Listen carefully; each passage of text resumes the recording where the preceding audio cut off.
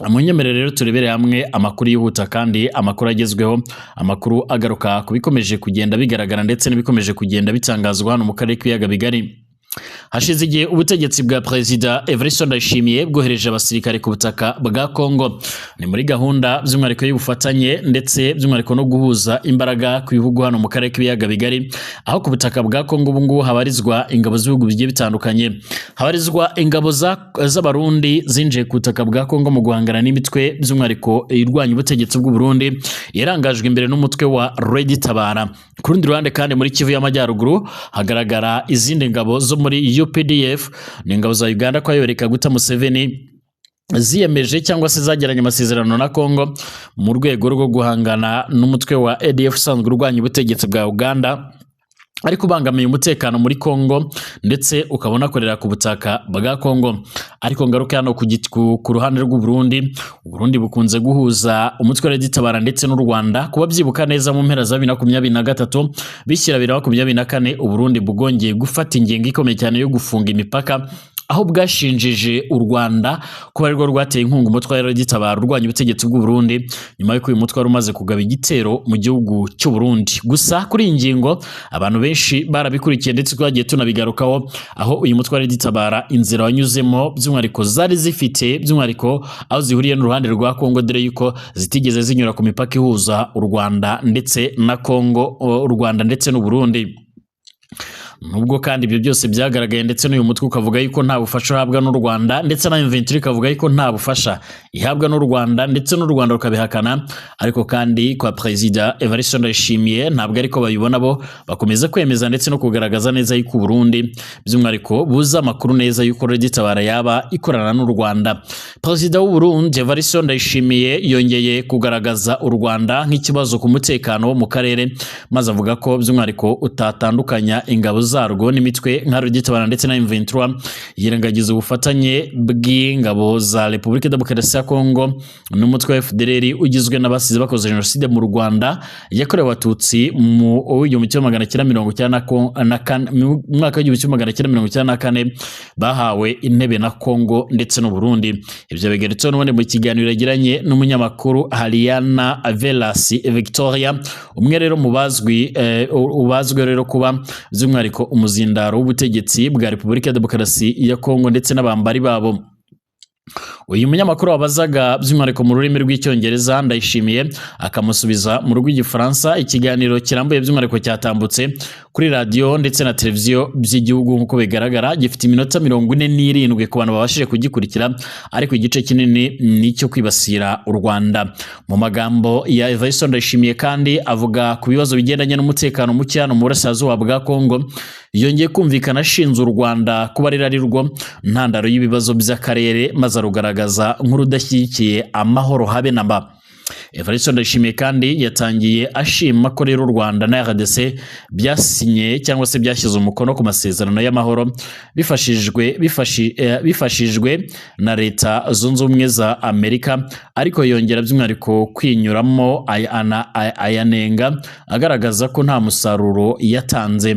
Ati numvaga rero ko ubwo imiryango mpuzamahanga ibireba igihugu gikomeye cyane nka Amerika kikaba cyarafashije muri ayo masezerano, ko rero kuri iyi nshuro rero amasezerano azashyirwa mu bikorwa byanze bikunze, ariko nyuma nasanze ari ibinyoma kubera ko rero akimara gusinywa intambara yise itangira byanteye rero ubwoba, ariko ntekereza ko kugira ngo rero ikibazo ugikemure nuko rero ushyira ku meza impamvu nyayo yacyo nk'uko bigaragara. Mu minsi ishize kandi Perezida Evariste Ndayishimiye yanumvikanye avuga yuko u Burundi burimo no gusenga kugira ngo intambara itazakwira muri aka karere kose. Haraho kandi uyu mukuru w'igihugu yageze, maze avuga ko aya masezerano arimo uburyarya kuko u Rwanda rwemeye rero kuyasinya kandi rugasubira inyuma rero rukubura imirwano. Yongeye by'umwihariko gusa n'uwisama yasandaye, maze avuga ko yiteze ko azashyirwa by'umwihariko mu bikorwa kuko rero ashyigikiwe n'ibihugu bikomeye cyane birimo Amerika yafashije kugira ngo aya masezerano abashe kugerwaho.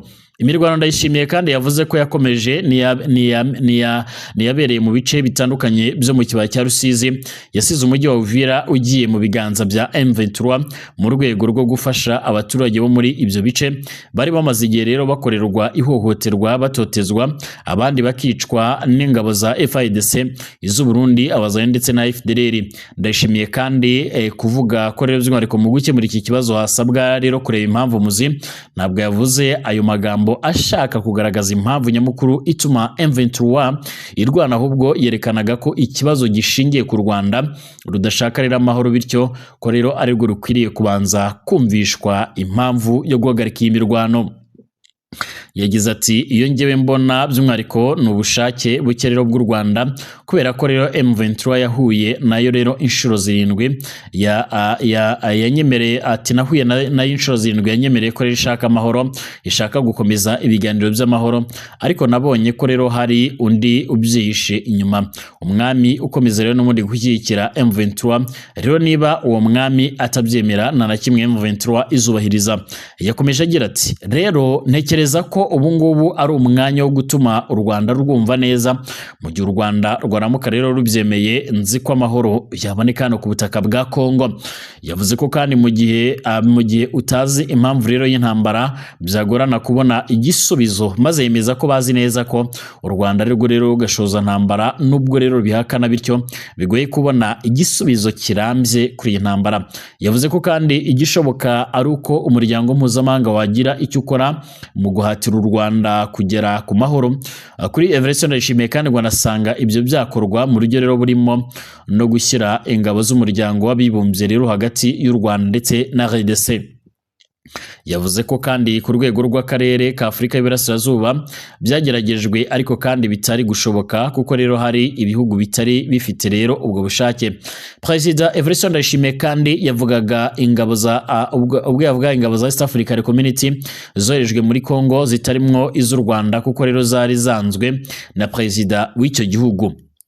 Izo ngabo kandi zabashije guhosha intambara hagati y'ingabo za RDC ndetse na M23. Iryo hero ryageze aho rero ryemera gutangira rero gusubira inyuma, ariko izo ngabo zaje kunanizwa n'ubuyobozi bwa RDC bwifuzaga ko izo ngabo zirwana n'uwo mutwe, kandi bihabanye n'amasezerano yari yatumye zijyayo. Nyuma y'uko rero zirukanwe muri RDC, kandi ingabo z'u Burundi zo zarasigaye zifatanya n'iza SADC, abacancura bazaye ndetse na FDLR kurwanya M23. Nubwo byarangiye n'ubundi M23 igerageje kuzikubita inshuro maze ikigarurira imijyi igiye itandukanye irimo Goma, bigaruriye mu mpera za Mutarama ndetse na Bukavu bafashe by'umwihariko mu kwezi kwa kabiri. Everest Ndayishimiye kandi udahwema kugaragaza ko u Rwanda rufite rero gahunda yo kuzatera u Burundi. Yongeye kubisubiramo rero maze avuga ko ingabo z'u Rwanda zitoza umutwe wa Red Tabara ndetse zigakorana na M23. Ati iyo uvuze ko M23 rwana ifatanyije na Red Tabara, by'umwihariko Red Tabara ni intwaro y'u Rwanda, kuko M23 ari intwaro y'u Rwanda. U Rwanda rutoza abanyabyaha b'Abarundi kugira ngo umunsi umwe ruzatere u Burundi. Rero muri iyi ntambara u Rwanda rwabohereje rero kwitoza ndetse no kurwana. Yongeyeho ati bararwana bafatanyije na M23, ntabwo byakorohera rero gutandukanya M23, Red Tabara ndetse n'ingabo z'u Rwanda, ntabwo byakorohera kuko rero ni bamwe. Aya magambo ya Everest Ndayishimiye kandi ashinze u Rwanda kuba umwe na Red Tabara, by'umwihariko yumvikanisha guharabika ingabo z'u Rwanda, kuko rero umutwe wa Red Tabara impamvu urwanira by'umwihariko wayivuze kenshi ko nubwo rero Everest Ndayishimiye akomeje kuyirengagiza. Ni umutwe uvuga ko kandi urwanira ko u Burundi bwagira amahoro arambye ndetse n'ikibazo cy'impunzi kikabonerwa umuti, bitandukanye n'ibyo Everest Ndayishimiye avuga ashaka kwegeka ibibazo bye rero ku Rwanda. Nk'ubu tuvugana mu gihugu cya Tanzania hari inkambi ebyiri zirimo impunzi z'Abarundi, harimo inkambi ya Nduta ndetse n'inkambi ya Nyarugusu, aho izi mpunzi zikomeje gushaka gucyurwa mu Burundi ku buryo zitabishaka. Nyamara izi mpunzi uganiriye nazo zikubwira yuko zitakwemera kuza mu Burundi mu gihe cyatumye zihunga kitari cyakemuka. Ni mu gihe kandi M23 yabaye ihuriro rya Alliance Fleuve Congo, by'umwihariko M23 nayo ikaba igamije kurwanira uburenganzira bw'abanyekongo bavuga ikinyarwanda bo mu bwoko ubwoko bw'abatutsi bicwa bazira uko bavutse.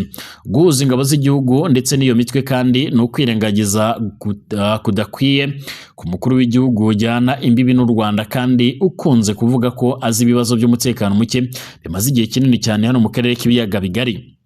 Uyu mukuru w'igihugu kandi yanakomeje avuga ko u Rwanda rwagerageje kenshi gutera Burundi ariko rwananiwe, maze yemeza ko afite amakuru kandi ko igihugu cye kizahora cyiteguye neza kurwana.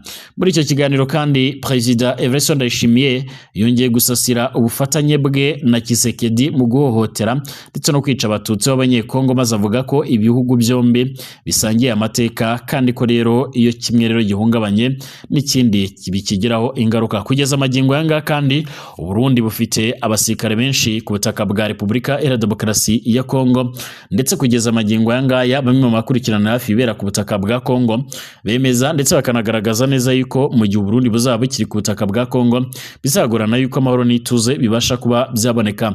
Bashimire mwese abakomeje kudukurikirana ndetse n'abakomeje kubana natwe makuru n'ibiganiro byacu. Tugaruka mu kanya turebera hamwe ku makuru akomeje kugenda avugwa iwarikare ibitero byongeye kuba byinshi cyane by'amadrone. Mwese ndabashimiye.